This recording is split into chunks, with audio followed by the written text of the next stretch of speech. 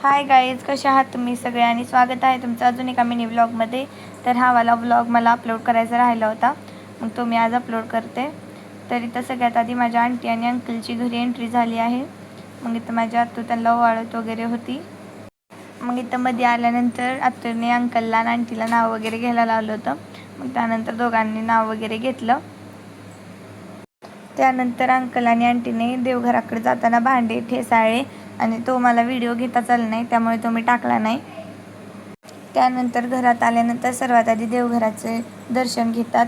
मग आमच्या इकडे अशी पद्धत आहे की एकावर एक अशा 5 उतरंडी ठेवलेल्या असतात आणि त्यांच्यावर कणकीचे दिवे लावलेले असतात आणि ते दिवे नवरा नवरीने मिळून लावायचे असतात आणि देवांच्या पाया वगैरे पडायचं असतं. त्यानंतर रात्री आम्ही सगळ्यांनी मिळून इथं बेलण्याचं बाळ वगैरे बनवलं होतं आणि सगळ्या आत्तू वगैरे मिळून त्याचं नाव वगैरे ठेवत होत्या आणि त्याला पाळण्यात घालून झोका वगैरे देत होत्या.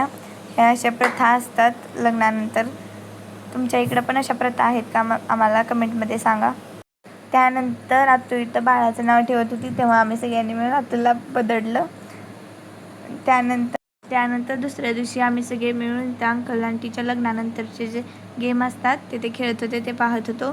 तर सर्वात आधी तांदळाचे 5 ढेप ठेवलेले असतात आणि ते दोन्ही हात बंद करून करंगळीने मोडायचे असतात आणि हे करताना नवरा नवरीने एकमेकांचं नाव घ्यायचं असतं आणि असं 5 ढीग 5 वेळेस मोडतात. मग आधी माझ्या आंटीने हे ढीग मोडले, त्यानंतर अंकलने पण मोडले आणि हे सगळे गेम पाहताना आम्ही सगळे खूप हसत होतो आणि खूप मज्जा मस्ती करत होतो आणि आम्हाला सगळ्याला हे पाहायला खूप मजा येत होती. त्यानंतर इथं दुसरा गेम सुरू झाला होता. हा सुपारीचा गेम होता. तर सर्वात आधी अंकलने त्याच्या मुठीत सुपारी धरलेली असती आणि ते माझ्या आंटीला दोन्ही हाताने सोडवायची असते.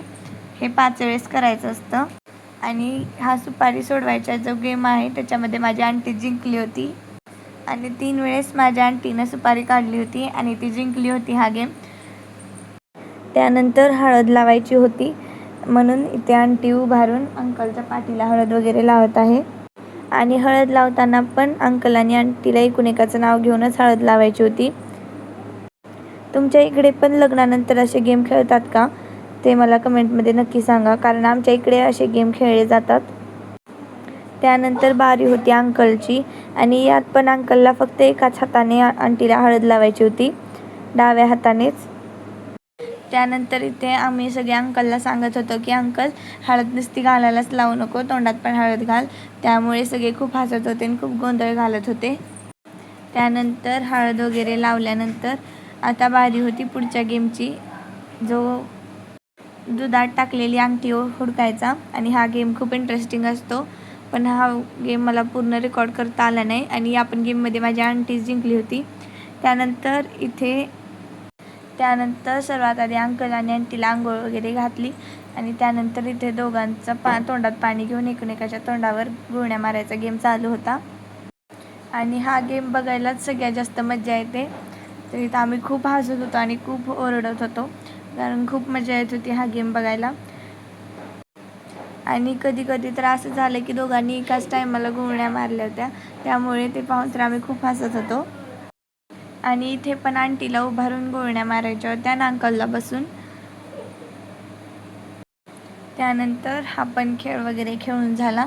त्यानंतर अंकल आणि आंटीला अशी आंघोळ घातली आणि जे ताटात पाणी वगैरे ठेवलेलं असतं हळदीचं आणि कुंकाचं, ते त्यांच्या अंगावरती वतलं आणि सगळ्या आत्तूंनी आणि आजींनी मिळून त्यांना आंघोळ वगैरे घातली आणि इथं घरच्या सगळ्या लेडीज मिळून त्यांना आंघोळ वगैरे घालत आहेत. लग्नाच्या दुसऱ्या तिसऱ्या दिवशी लगेच जनाईच्या सवासणी पण घरी असतात, मग त्याची पण तयारी सुरू झालेली आहे. त्यानंतर जाण्याच्या तयारीमध्ये इथे छोट्या छोट्या कागदांच्या पुड्या केलेल्या आहेत, ज्यामध्ये हळद, कुंकू, दातवण, गुलाल हे सगळं टाकून त्यांना दोऱ्यांनी बांधलेलं आहे. त्यानंतर इथे सुपारी, पान, नारळ वगैरे ह्या सगळ्यांची पण तयारी केलेली आहे. त्यानंतर इथे कडकण्या पण तयार केलेल्या आहेत आणि त्याला दोरीने बांधून घेतलेलं आहे आणि नैवेद्य वगैरे सगळं तयार केलेलं आहे. आणि इथे पानांचे विडे वगैरे बनवायला चालू होते. मग पुढे आम्ही 14 बनवल्या होत्या, त्यामुळे आता पण 14 पानाचे विडे बनवले आहेत आणि इथे नैवेद्य वगैरे भरायला चालू आहे दुर्डीमध्ये. हे दुर्डीत सगळं असं भरून पूर्ण पूजेची तयारी वगैरे झालेली आहे आणि पूजा पण आता करायची आहे.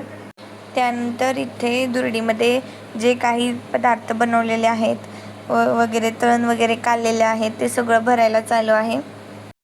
त्यानंतर कुरवडी, पापडी, भजे वगैरे हे सगळं भरल्यानंतर हे दुरडी झाकून ठेवली आहे आणि त्यानंतर माझी मम्मी इथे सर्वात आधी पूजा करत आहे देवांची.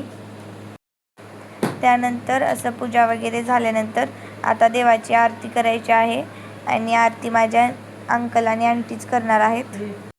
आणि हे असे सुपामध्ये देव वगैरे मांडून, कलश वगैरे मांडून, विडे वगैरे मांडून सगळ्या पूजेची तयारी केलेली आहे आणि असे कणकीचे दिवे वगैरे पण केलेले आहेत. आणि कशी वाटत आहे तुम्हाला ही पूजा ते पण कमेंटमध्ये नक्की सांगा. अंकल आणि आंटीने इथे हळदी कुंकू वगैरे टाकून पूजा वगैरे करून घेतली. त्यानंतर आरती वगैरे करायची होती.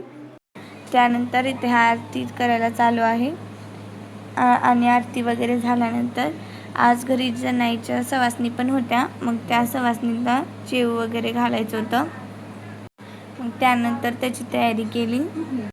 त्यानंतर जो काही पुरणाचा स्वयंपाक केला होता ते सगळे ताट वगैरे इथं वाढून घेतले आहेत आणि आता सवासणींना पण जेव घालायचं आहे. आणि अशी तयारी केली आहे आजच्या सवासणीच्या पूजेची. त्यानंतर इथं सगळ्याजणी बसून जेवण वगैरे करत आहेत, सगळ्या मिळून जेवत आहेत. आणि याच फुल व्लॉगमध्ये मी माझे 2-3 व्हिडिओ कव्हर केलेले आहेत. आणि तुम्हाला जर हा व्हिडिओ आवडला असेल तर चॅनलला सबस्क्राईब करा आणि व्हिडिओला लाईक करा. बाय.